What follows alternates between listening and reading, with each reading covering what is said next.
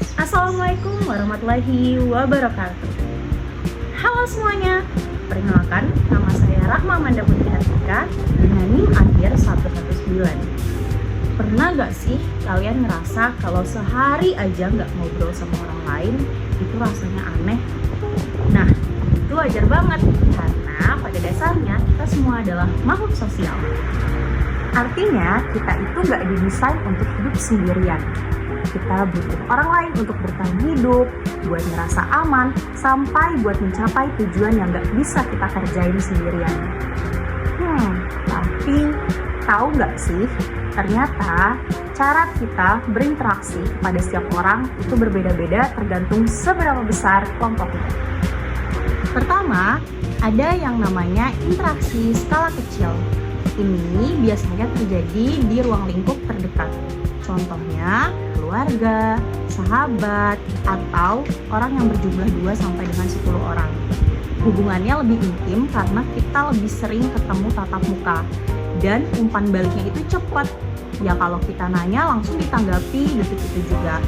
Serta kekompakannya lebih terasa karena kita sering bertemu tatap langsung dan juga sudah mengenal luar dan dalam.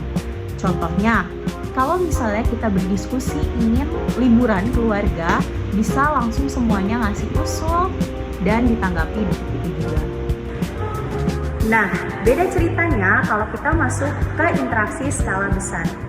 Ini biasanya melibatkan satu komunitas besar atau masyarakat yang lebih luas. Biasanya mencapai dengan 1.000 orang. Pola komunikasinya lebih formal dan cenderung satu arah. Responnya juga terbatas, biasanya hanya memberi anggukan atau tepuk tangan saja. Karena saking banyaknya peserta dan gak semuanya saling mengenal, kita cenderung tidak punya interaksi secara mendalam. Kayak contohnya, kita lagi ada kuliah umum di aula. Biasanya kita hanya mendengarkan pemateri lewat mikrofon tanpa adanya interaksi dengan sesama lebih mendalam. Jadi, inti perbedaannya jelas ada di ruang lingkup atau jumlah pesertanya. Skala ini dapat menentukan apakah obrolan kita bisa nyambung 2 arah atau hanya penyebaran informasi satu arah saja. Kesimpulannya, dua-duanya sama-sama penting. Kelompok kecil lebih efektif dalam membangun ikatan emosional serta solusi yang lebih mendalam.